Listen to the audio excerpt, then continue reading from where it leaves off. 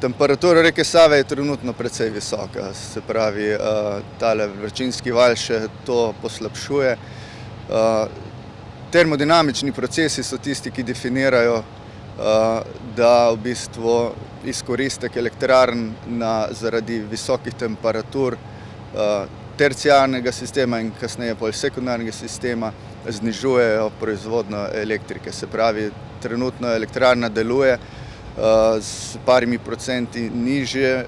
izkoristka, tako da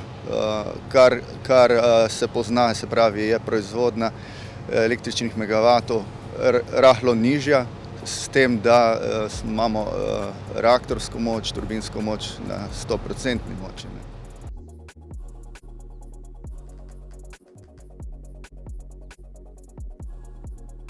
S tem nekako nimamo težav, industrijske vode je dovolj, savske vode, ki jo jemljemo trenutno reda 10 kubikov na kubičnih metrov na sekundo, to je tista voda, ki je skrb vzbujajoča trenutno, ali jo bo dovolj ali ne, ampak kot kaže, smo že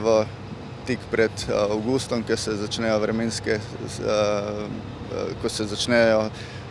noči daljšati in so stvari boljše in upamo na to, da v bistvu razmere se ne bojo poslabšale.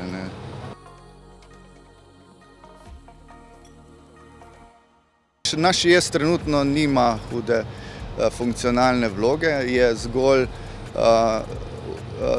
neka rezerva v tem, če se karkoli zgodi z jezom na hidroelektrarni Brežice,